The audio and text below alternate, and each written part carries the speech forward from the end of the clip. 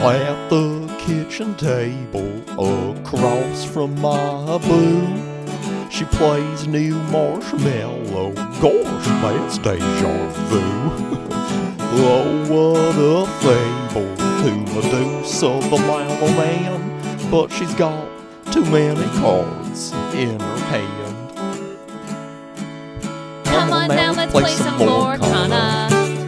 With Pirate Donald Duck, it's a Nirvana. We'll down a Dole Whip floater to lick popsicles, play red and blue, a smorgasbord of lore, it's Lorcana. Greetings from the future. Woo! We're in the future, but when you listen to this, it will be the present. So, anyway. And that's time travel, folks. Until next time, like us on all of our social medias.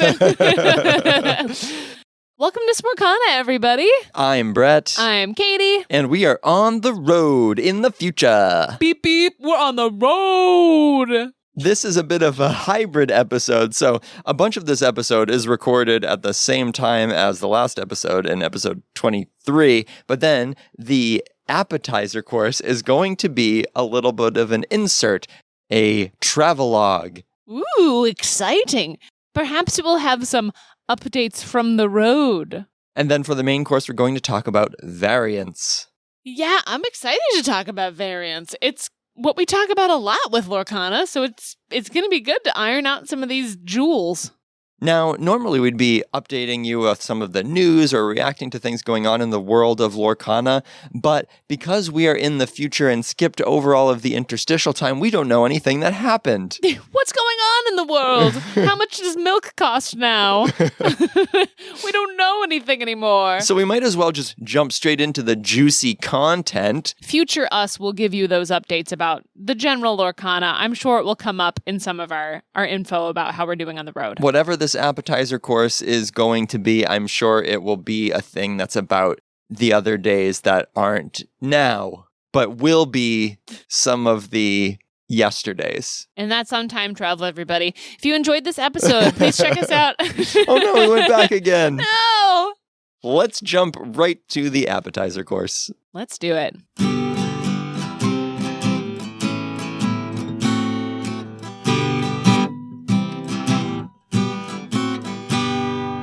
Greetings from the road, from Texas.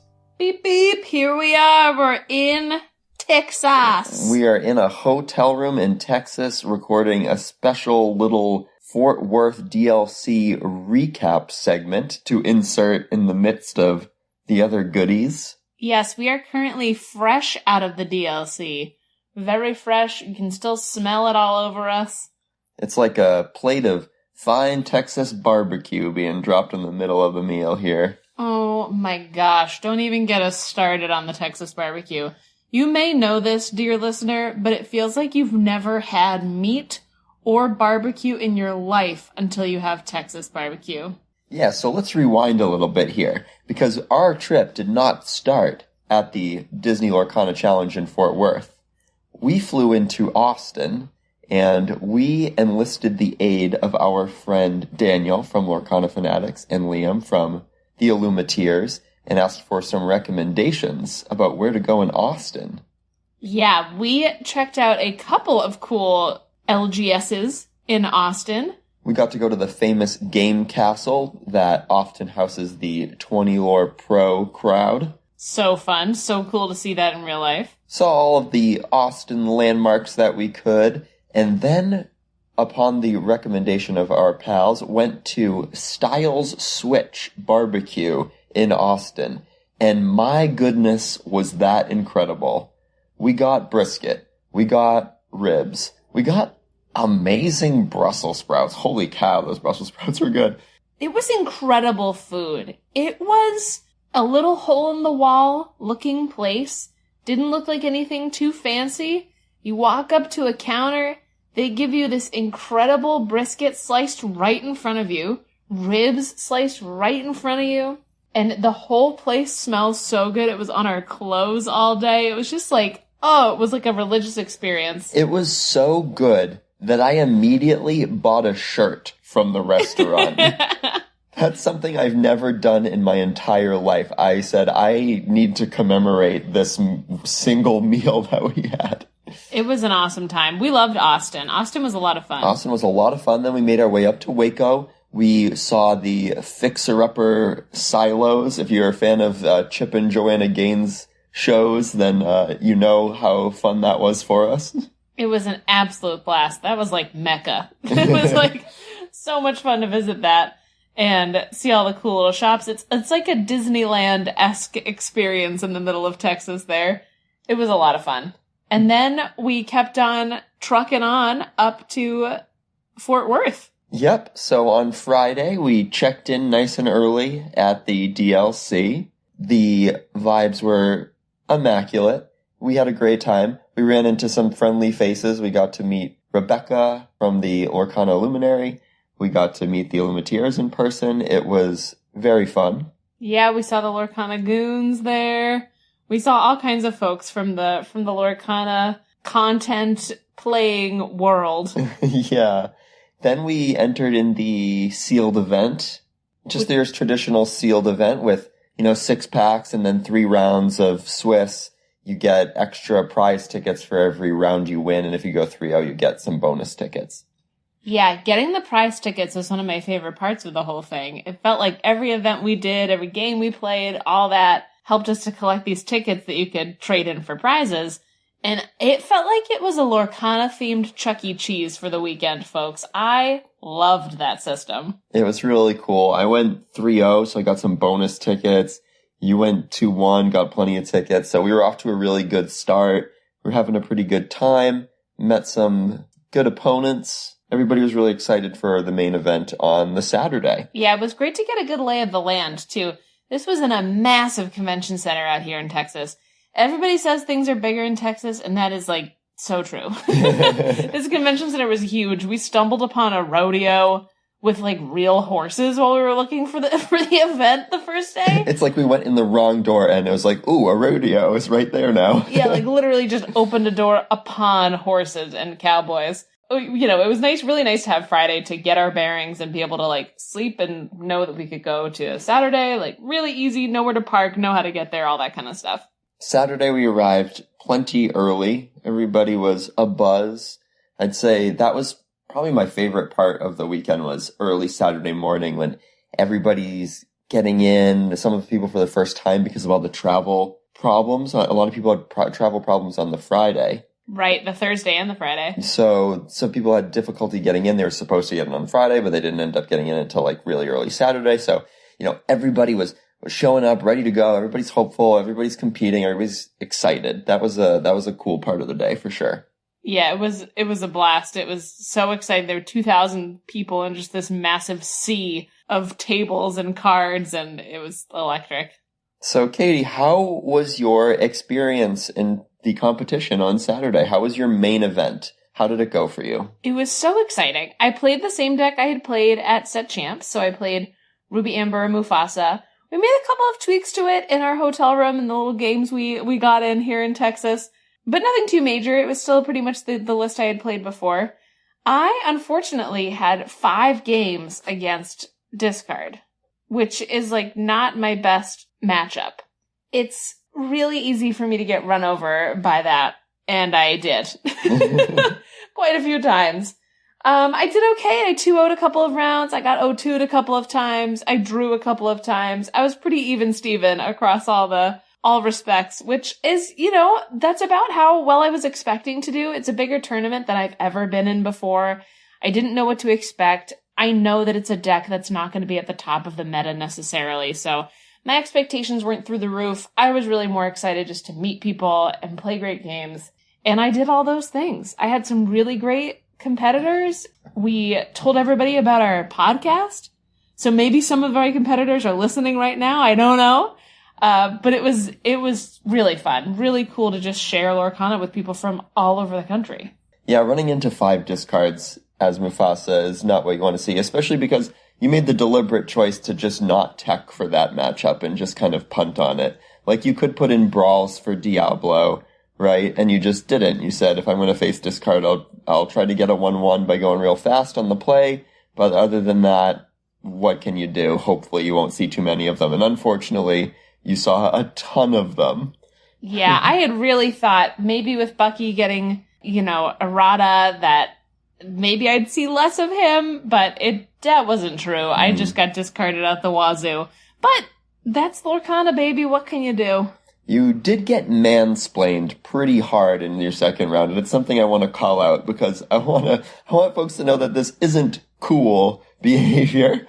So, can you tell the listeners about that experience? Yeah, it was a big time bummer. It's something that luckily I really haven't run into that often with Lorcana, and it was my only experience of it happening this weekend too. I would say overall, most people were pretty chill, but it is 2,000 people, so there were a lot of people that were not chill too. You get a good mix of those as well. Yeah, I had my second round opponent. So typically, dear listener, if you don't know this, if you haven't played in like super competitive zones maybe, typically before you play, you'll shuffle your deck and then you offer to your opponent for them to cut it. So they'll take a little chunk out of your deck and put the other chunk on top. They're just, making sure that you're not stacking your deck in any particular way. And I know this. And so I shuffled my deck and I started to count out my 7 cards. Just absentmindedly, we were talking and about, where are you from? Oh, I'm from here, etc. And my opponent said, hey, I need to cut your deck. Most people would want to cut your deck. And I quickly was like, oh my God, I'll reshuffle. Like, you can definitely cut. I didn't even look yet. Like, you're good. But it was the mansplaining that followed that really took me out. That I was then told that in competitive play, it's really important to make sure that you offer to your opponent that they should cut your deck.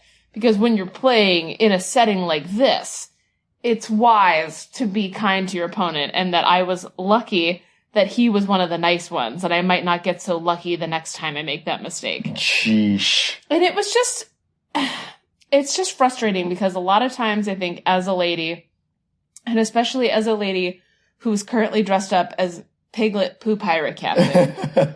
It's really easy to get underestimated in these arenas, right? And it's easy to get cut out of conversations, and it's easy to get, I guess underestimated, yes, is the best way to put it. That people are surprised when you beat them and, that kind of a thing. And there's some fun power to that. There's some power to feeling like, oh wow, I won, and this guy didn't think I could win. But it's frustrating, and it's something that, it happens in our society all of the time, not just in Lorcana. And, it's one of the perks of being a lady, I suppose, but it was the only time that really happened, and I was glad that it happened, but it was a real shame that I then got O2'd by his discard deck. And that while I was getting beaten, he stopped playing for a moment to go, yeah, this deck's really good. And I was like, oh my God. Yeah, congratulations on playing your Bucky and Diablo on also, card. As if I didn't know. Yeah, dude, I'm playing Lorcana at the DLC I've played before. You're also using an Ursula mat, actively using an Ursula mat that you won. Yeah, it's just, it's tough. It's hard to not get a little bit resigned to be like, I don't care if I lose, whatever, take it in that moment. Yeah. But I did my best not to. I played my heart out, and boy, did I get steamrolled by that discard deck.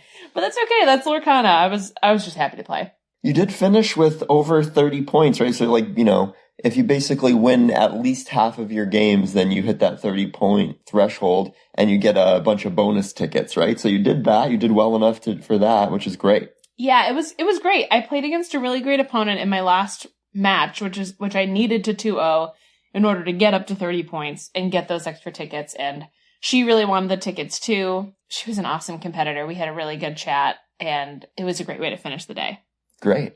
Yeah. How about you? How was your experience? Oh, it was a little bit frustrating overall in terms of results. I had really, really kind opponents, I'd say, generally throughout the day. I had good chats with many of them and can't really complain. Didn't have any of the negative experiences on that front in terms of, having an opponent who was, rude or anything. But in terms of the results, I was a little bit frustrated with myself for sure.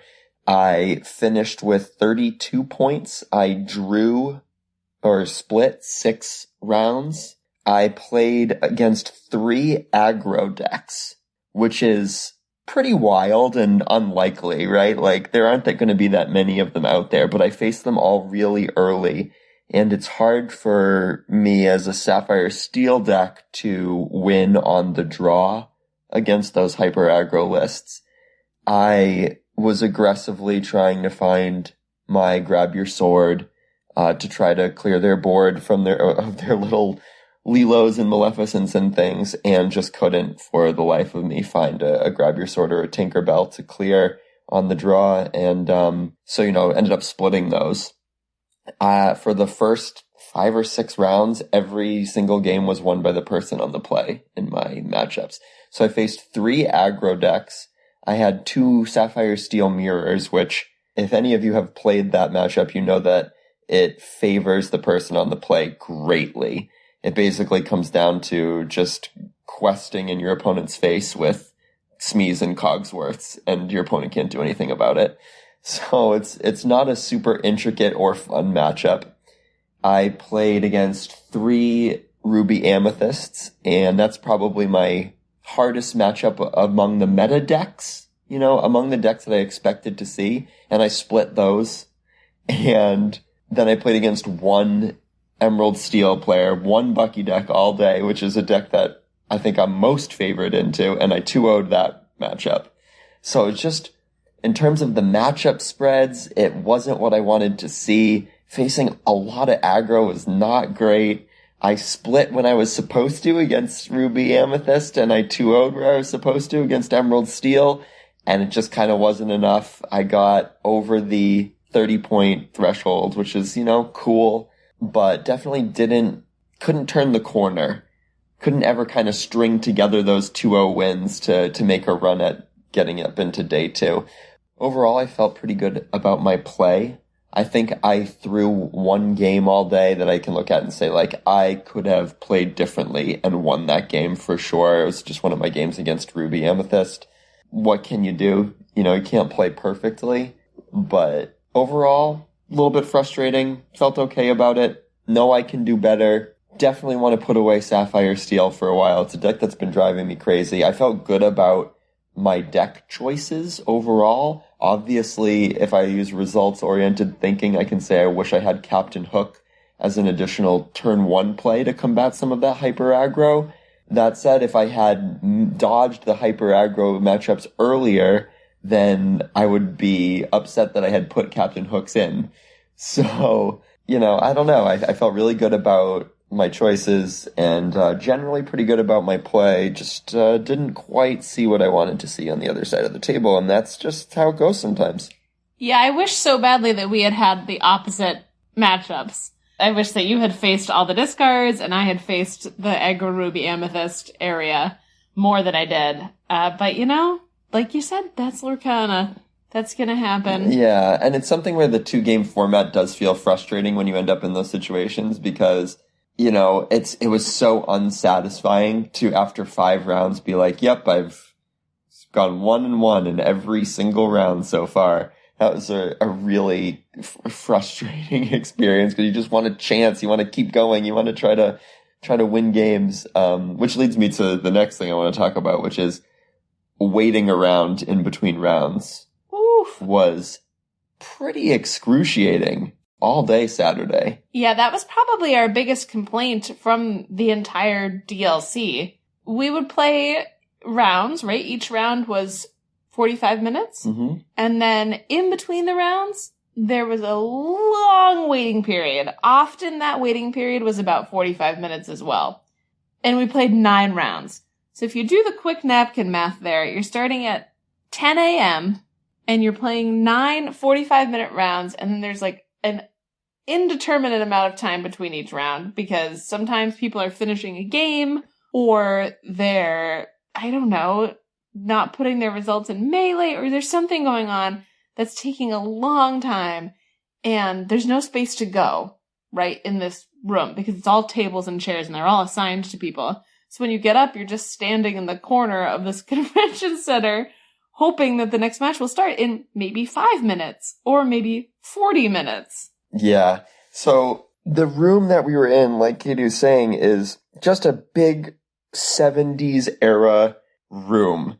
outside of this is a gigantic Texas parking lot, and the nearest like restaurant or convenience store or anything is at least a half a mile away.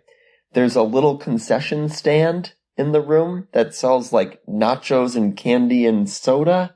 And there's, the bathrooms, and then there's like some vendors in the room across the hall, and that's about it, right? Like, it's kind of like a little oasis in the sea of parking. Yes. And so it's not like in between rounds you can like bop next door and grab a sandwich or something like that. You're kind of just stuck in this room, and there's nothing particularly to occupy your time except for your fellow competitors, which isn't so bad. But after a long day of competing, it got really tiresome. And for me, I played those early rounds against Hyper Aggro. I finished one of my rounds in under 10 minutes. Yeah. So and the other thing is that the clock doesn't start right away, but they allowed you to start playing as soon as you were seated across from your opponent. So I finished one of my rounds and there was like 37 minutes left on the clock. And then it was 40 minutes in between rounds. So we're talking like it ended up at being an hour and a half between my games of Lorcana. And so there was a time period where like in a 3.5 hour span, I played 2 games of Lorcana for a total of like 10 minutes. It was pretty rough. It wasn't super fun. And it's a lot of time to be ruminating on like, man, should I have thrown away the one card I kept? Should I have thrown away that Mickey to find a grab your sword, to have one extra card draw for a grab your sword? Like, it was kind of excruciating. Yeah, it kills the momentum a little bit too. It takes away that, I'm playing a game. Oh, now here's my next game. Oh, now here's my next game. It was also difficult to do things in that time because the room was so packed so tightly, with everybody just standing, holding all of their things. Everyone's holding their playmats, they're holding their decks, they're like, just kind of standing, like, hovering together.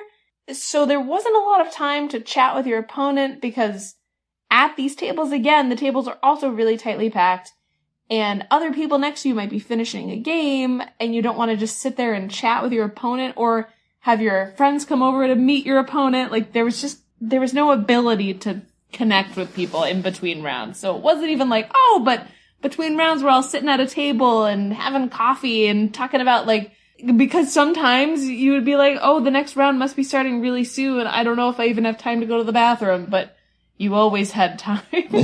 Always. It had its struggles. It wasn't perfect. And that was probably the biggest issue of the weekend. Yeah, I'd say some of just like the comfortability of the venue wasn't the best. Like, like the bathrooms kept running out of soap, and so you're trying to like MacGyver hand sanitizer and water and like try to get your hands clean after using a restroom. Like, I don't know. It was a little bit icky. I will say, to go back on the point of ladies playing Lorcana, the ladies' room never ran out of soap. We had soap all weekend long. Because the guys are using up the bathroom like crazy compared to the ladies. Yeah, lucky you. It's just so funny that never happens. Usually the ladies have a line and the ladies run out of toilet paper and tissues and whatever. And that's funny. Yeah. It's funny it's the other way around. So that was our somewhat frustrating Saturday, but still pretty fun. How was the Sunday? What did we do today? Sunday was today, yeah. So today we slept in a little bit. It went really late yesterday. We got back at like 10:30, almost 11. Really long day of Lorcana.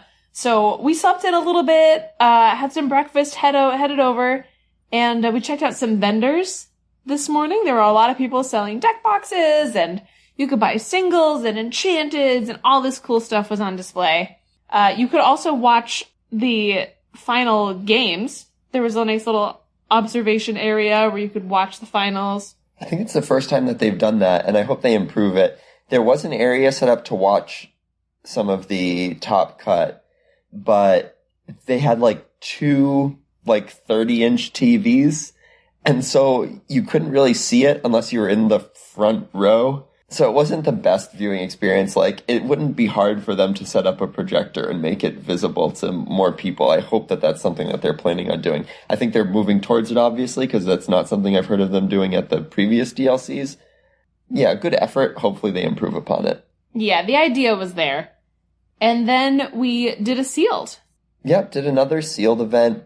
I pulled a Yensid and a Sisu legendaries, but wasn't able to play them because I had no brooms and no Sisu to shift onto. And but it didn't pull that many great cards today. Did end up 2-1. My third round was probably the tightest and best Lorcana of the weekend for me. My opponent was really cool. It came down to the wire of game 3 where he was able to get to 19 before I took it. So it was a really, really good match. And we were the last people to finish because I think in these events, a lot of times, like, especially in the third game, you don't have to necessarily play it out. Like, they put the 4 tickets on the table in front of you and you can just split them with your opponent or whatever, or play one game and say whoever wins that game gets the tickets. Who knows? Like, you can do all kinds of shenanigans, I guess, if you want to. But my opponent and I were just into it. We were having a good time. We were literally the last people in our 100-person event to finish. We were intently focused on this game, and then we looked around afterwards and nobody was there. It was pretty cool. I mean, it was just some really, really good gameplay. We had really similar cards the whole time. We had dueling Chen Pos. We had dueling TikTok Crocs. It was pretty fun. Yeah, it was really cool to watch you play in that game. Everybody else had cleared out. And at this point in the day, too, this was about 3 o'clock, maybe 4 o'clock. A lot of people had left for the day. They had come earlier and played or whatever. So it was a very empty space. You guys were just zoned in playing. It was really cool to see. It was a lot of fun. I love playing sealeds. It was really cool to play it at the DLC, too, and get to see even more people and make more connections, especially the day after the challenge when the stakes felt a little bit lower. It was a lot of fun. The stakes were lower, but all along, we were gaining tickets. We ended up with 92 tickets. Yeah. Which was just enough to score a Cinderella mat. Ooh. It's kind of the crown jewel of the prize wall there. She is glorious. She is like a foil playmat. I guess she's not like she is a foil playmat, essentially. It's honestly, I had no expectations for it. I didn't really care that much. And we got the Cinderella mat thinking like maybe it's something we would sell. And then once we got our hands on it, I was floored. It is gorgeous. The foiling quote unquote element is really, really, really pretty. All those sparkles shift in the light and like her Cinderella's armor shifts in the light. It's really cool. And I'm going to have a hard time selling it now if that's what we end up doing. Yeah, it's amazing. It's beautiful. The art is beautiful. The quality of it feels really good. It was so cool to get that. So that was a really nice treat at the end of a very long weekend of gaming. Archer, who we spent a lot of time with, our buddy Archer from New Hampshire, kept on playing. He was entering the constructed as we were leaving, but we said, we've had enough. We've played a ton of Lorcana. We're a little bit fried. I'm starting to get a little bit of a cold, I'm pretty sure here, so I was happy to call it a weekend. Yeah, Archer's hardcore. We had a great time. We had a couple people who we knew from up in the Great White North, hung out with Justin and Archer for most of the weekend. It was a real blast. It was fun to compare notes and chat about it and see some familiar faces. It was a really fun time. Yeah, we got to hang out a bit with the Forbidden Mountain crew with Melissa and Ben. That was pretty fun as well, so shout out to them. I will say that there are a lot of people that I was hoping to meet that we didn't get to meet. And this kind of leads me to what I hope for the future of the challenges and what they could be. I think that it felt really, really impersonal at times. Yeah. And I feel like it was run from the perspective of a tournament organizer. Like somebody who is really good at running Magic tournaments ran this tournament. And that's good. Like you need that foundation for sure. But it didn't feel like a Disney event at all. No, right. And I had really high expectations. I mean, I think we both did. Because we know it's some kind of a Disney event, so you would think it's going to be really clean, it's going to be run really well, it's going to be, like, organized. And, I mean, it was it was literally clean. I mean clean as in, like, it's tight, quick and tight and, like, really nice, like, 5 minutes between rounds kind of an idea here. But it just wasn't that. And I know that we've joked about this a lot, but I do think that if they had a DLC in Disney World, it would be a lot easier for them to run it. They would have a lot more at their disposal down there. They'd have cast members that they could recruit. They'd have, characters they could bring over. They would have all kinds of things that they could use that might help them run it better. I'm not sure if they're just trying these out of town things to, like, see how it works or try to treat it as something completely different. But I really strongly think that they could use what they already have at their own disposal, I think that that's a great point. I think that there's this huge opportunity to make these events be better than other card gaming events because of the IP. It would be great to have Mickey Mouse show up at something like this, right? We saw so many families there, so many small children, infants, toddlers. There can be events catered to them, activities catered to them. There should be kids tournaments. There should be family events. There should be more team events. There should be, more of a focus on the art of Lorcana. I would love to just see the events expand beyond being a card game tournament and be more about a celebration of the game. It didn't feel like a celebration of the game to me. Yes, I hope that they're taking notes, right? I hope that there are people from Disney who are there this weekend who are taking notes and trying to figure out how to make it better. I'm sure that there were. Part of me was like, is this just being run by Ravensburger and Disney's not seeing what's happening here? But I know that they are, and I also do hope that it will be a bigger, more Disney-ish event. And that they'll have snacks! Yeah, the snack game was not good. Woo! I'd give the snack game like a D-. I would give it a C- because we had one snack today from the venue that saved the day for us, and it was a s'mores cookie. Right. I went up to the snack bar just to see what they had, and the woman who was ringing me out was like, you really should try a cookie. They're s'mores, and they're really good. And I was like, that's a sign from the heavens for this Morgana podcast. So I got it. It was really good. But that, there could be Mickey pretzels and there could be Mickey ice creams, or not even that. There could just be like food, like, I don't know. It just felt like, I don't know. It felt like I could have easily been at any convention at the Will Rogers Center, and there was nothing Disney-ish about what we went to. Totally agree.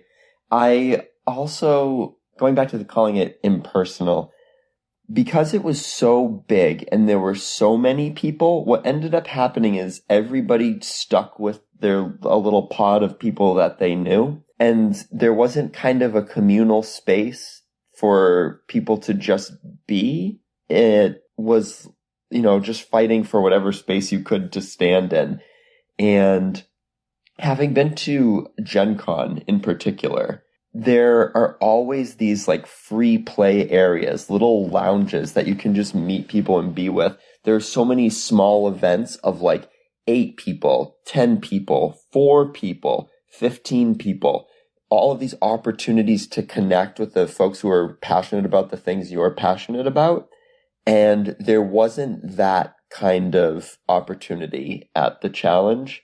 It was, very much point to point, round to round, march from one event to the next event with the folks you came with. It would be cool if there were more small events, opportunities to really connect with people. I would love to see a formal cooperative setting, that could really bring people together. Like, link up with some folks you don't know and try to beat the Illumineers quest. That would be really cool. So just taking notes from some other really successful gaming conventions, I think some of those rubrics could be implemented. Yeah, I'm excited to see what the future holds. We still had a pretty good time this weekend, Overall, we had a great experience, and we did it, and we got our mat, and here we are. But I agree. I'm hopeful. I'm cautiously optimistic for the future for this. Glad we went, eager to see where it goes. Lots of room for improvement. More snacks next time. More snacks next time. Anything else on our experience at the Disney Lorcana Challenge? No, I mean, the next thing that my brain is automatically going to is our trip to Disneyland in about a week. Yeah, just a reminder, that's going to delay our next episode by a couple of days. For the first time in months, first time ever, really, we're going to be late with an episode. So apologies in advance for that, but you'll be hearing from us middle of next week. There are only a few acceptable reasons for delaying an episode of Smorkana, and I think being in Disneyland is a pretty good reason. That's a good point. Well, on that note, let's get into our discussion of Variance that we recorded last week. Yes, enjoy past us. I'm going to try to be mindful of everything I said last week because I am definitely feeling the effects of Variance after our experience, especially with matchups this weekend. We're having a blast, and we'll update you on everything else we do.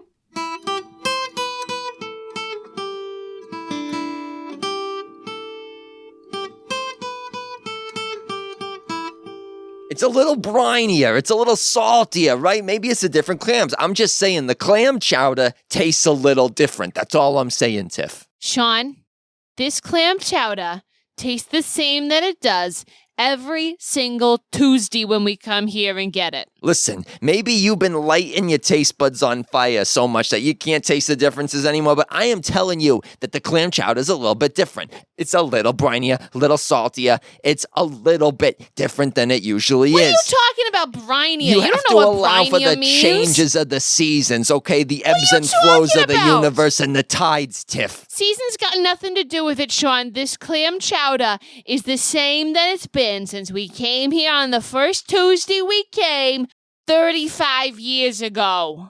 We've had the same chowder. Nothing's changed, Sean. Man, they are really arguing about that clam chowder over there. like freaking out about it. Yeah, because they think it's a little bit different. Like, I'm just saying.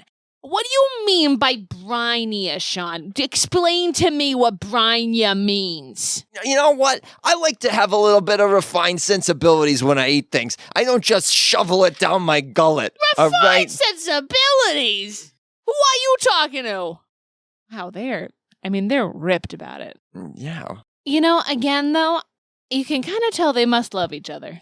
There's a deep-seated love there. I think that's how they express it to one another, is by arguing about mundane things. Yeah, and you know what? You gotta do what you gotta do in this crazy world. Seems like they're talking about the ways that one thing can vary from one day to the next. Yeah, like clam chowder in their instance. Yeah, or maybe what card you draw when you're playing Lorcana in another instance. Oh, what a good connection you've got there. How great that they happen to be arguing about the differences in their clam chowders. So for our main course, for our clam chowder course tonight, we are talking about variance. See, there are some things you can control in Lorcana and card games, and there are some things you can't. Now, it's easy to attribute your record to variance for better or for worse. You know, you might say, oh, you lost because of the luck of the draw, when in fact there were actually other factors that were in your control. Or you could downplay your victory and say that you only won because of luck, when in fact you had to make a lot of decisions that positively impacted your chances to win. Out of those two possible reactions, you want to be the second person, right? Yeah, I think that's a little bit more conducive to long-term success in Lorcana, both in terms of gameplay and the social constructs. Yeah, definitely. You're going to have a better time if you can feel like that second person more often. Yeah, it's just a little bit of grace, yeah. Definitely. But either way, there are things that you can control and things that you can't control. So what are the things that you can control? Yeah, let's in start with the Lorcana? pros here. You can control the cards that are in your deck. You get to pick the cards in your deck. Yeah, that's a beautiful thing about it. Hopefully, barring a lost card or something like that, you are picking the cards that go in there in any given game. Exactly. What else can you control? Well, you have a number of decisions that are within your control, generally speaking. Those include what to ink. They include when to challenge, all of those moment-to-moment decisions that you make while playing. Yeah, you can also control how much knowledge you have over the metagame, right? That's understanding all the different decks that you could possibly see that day, knowing what your opponent might be playing as soon as they play out 1 card, 2 cards, trying to figure out what is this style, what is this deck. Having that knowledge is definitely in your own control. And those are a lot, right? The cards that you put in your deck and the decisions you make while playing, that's a lot that's within your control. And we've talked about how high-level Lorcana players are successful over and over again. And that's a testament to the amount of control that a player does have. Because if the same players are winning again and again, and they are the most skilled players, then that doesn't happen by luck. If it was luck, then it would be a random person each time, right? Or approaching more of a random person each time. Now, what can't you control, Katie? What is variance? How does it exist in Lorcana? Yes, you can't control the cards that you draw. At the end of the day, you shuffle up your deck. Your opponent usually will cut that deck into a couple pieces. You pick your cards. You can mulligan. You're in control of what you send back out of your mulligan, I suppose, to a degree. But you really cannot control the cards that you draw. Right. You also can't control the cards that your opponent draws. Yeah, exactly. You can't control die rolls. Oh boy, don't we know at it. the start of rounds. Yep. And you also cannot control how every other match in a given event goes. Exactly, right. You can only worry about your game, your match, and keep on trucking forward. Lately, I've been trying to improve at playing the game and not the tournament. Sure. You know, I think last week we talked about some set champ experiences where the games went well, but the tournament did not. And that was pretty much my overall experience lately. Sure. So you can't control that. That's part of variance. However, anybody else is doing is completely out of your control. So don't worry about it. So now that we've kind of laid out basically like what can you control and what is subject to variance, let's talk about some gray areas. And Ooh. I mean, what are the things that you could possibly mistakenly attribute to variance? Because Wow. I think there's some potential for improvement as players if we consider this. Most definitely. One of the things that people would often say is variance is running out of inkable cards. Yeah. Right? If you keep saying, oh, I'm just not getting the right cards. I'm just dead drawing. I'm just getting a bunch of uninkables. It's just the luck of the draw, etc. You can control that, right? Right, to some degree. So let's take this example. Let's say you play out a 1-drop, like the 2/2 Robin Hood, for example, on turn 1, without accounting for the possibility that you might draw an uninkable card on a successive turn or a couple of successive turns. Right. Now, if you do run out of inkable cards, but you've played an inkable 1-drop, then running out of ink was in your control, but you made a decision that forced you to run out of inkable cards. Yeah? Right. You can change your play pattern to fit your deck, and then it's no longer variance. So while you don't control the cards you draw, you won't be able to control if you draw an inkable card the next turn. You can control how drawing an inkable card will affect your game. Exactly. Another example of something that can get mistakenly attributed to variance is when you need to see a card, an answer card, card X, but you inked one earlier in the game or you mulliganed one away. So say you are playing against a Ruby Amethyst deck and you have Rise of the Titans in your deck and you didn't see Rise of the Titans for their castle. But if you inked a Rise of the Titans on turn 1 or threw one away in your mulligan and the reason that you lost was the Queen's castle, then that wasn't variance. You didn't lose because you didn't see Rise of the Titans. You did see Rise of the Titans, but you didn't value it at the proper level given the matchup. Right. You misjudged the metagame. You lost it somewhere in the middle of that. You thought that card wasn't necessary or was more important to have as ink. Exactly. So this all comes down to when you're trying to improve as a player, if you can identify things that were variance and then just let that stuff go. That's going to help your mindset. Don't worry about how other people are doing in the tournament. Don't fret too much about what you drew off the top or your opponent's top decks.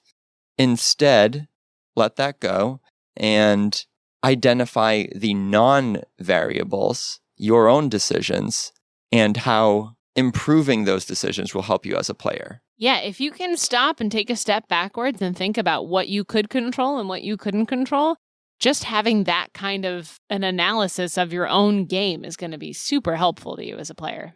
That's something that you've taught me all of the time when I play. I am definitely one that attributes a lot of things that go wrong to variance. And I think I do that too often, where I don't think that it's anything that I could have controlled. And a lot of the time it is, even if it's having that meta knowledge or knowing what you need to ink or not ink, and being able to look at it like that can be painful at times, because you know that it was to a degree your own doing, your own downfall, your own demise was your own fault. But once you realize that, you can become an even better player, an even stronger player. It's a great comfort to say, I lost because of variance, right? If it's totally out of your control, then you have no fault. You're admitting no fault, right? But if you're able to try to take a step back, and this is something like, I'm always trying to do this. I am no saint when it comes to this. I love to attribute my losses to variance. Like, who doesn't? But at the end of the day, if you want to improve, then being diligent about looking at what you can control in any given game will help you. This relates particularly to perhaps playing to your outs or playing to your opponent's outs. And by that, I mean anticipating what your opponent could draw to win the game and what you could draw to win a game. It's all about maximizing your chances. So yes, there is variance, sure. But if you can give yourself the best possible shot to, draw enough cards to find the answer, to find the lucky dime that you need, that is the 2 in 40 chance to win the game this turn, that's going to help you improve. If you look at those margins and look at increasing your percentages and mitigating variance, then you will improve. Love that. A little bit of a morsel. I don't know how we did with this with respect to Dallas-Fort Worth. But we'll know soon, or we will have already told you. One thing is for sure, if we didn't do well, it was because of variance. But if we did do well, it was because of pure player skill. Yeah, take that, Clam Chowder.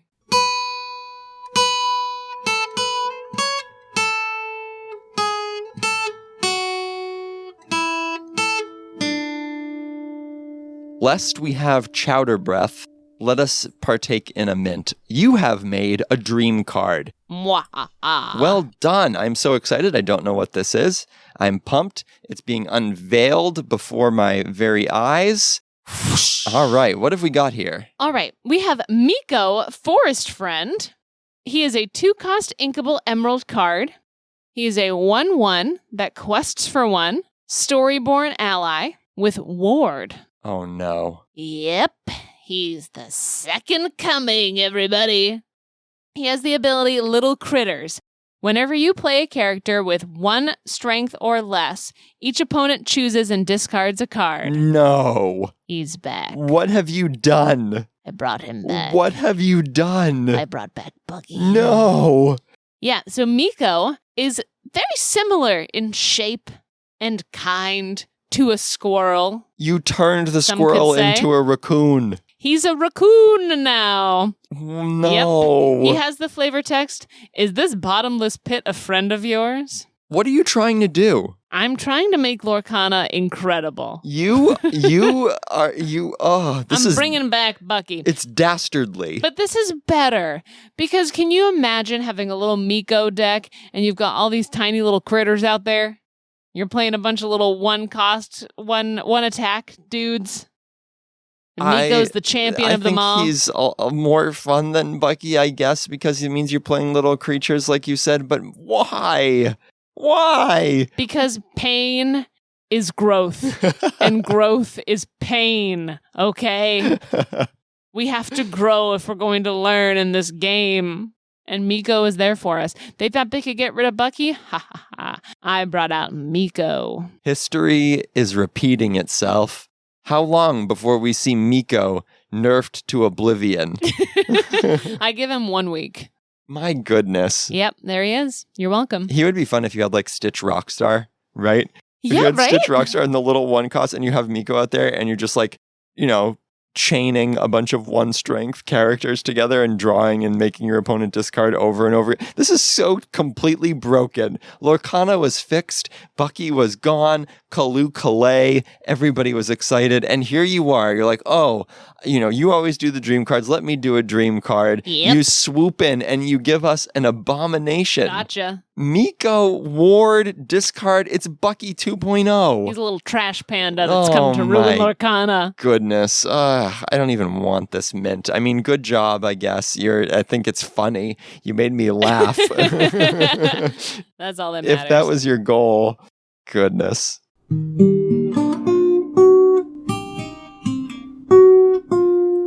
All right, everybody.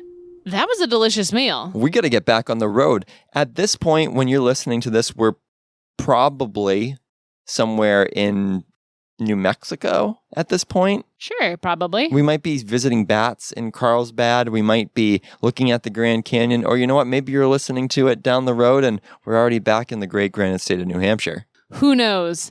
What you should know, if you are listening to this episode in the proper timeline, before the next episode has come out, be on the lookout on social media for the S'more Awards and everything about the S'more Awards. We're going to be posting the nominations for the Ursula's Return S'more Awards. There will be a bunch of nominations for each award, and you can fill out your own ballot and submit it to us, and you will be entered in a giveaway, which will include some pins and some cards and some other cool Lorcana swag. So definitely check out social media and fill out your own ballot. It's like, a little Oscars pool party. Ooh, Oscar pool party. That will be posted on Twitter, on Facebook, on Instagram. So check that out. Until next time, everybody. Keep on snacking, y'all. We have some cool Southwestern snacks to enjoy ourselves. Tacos.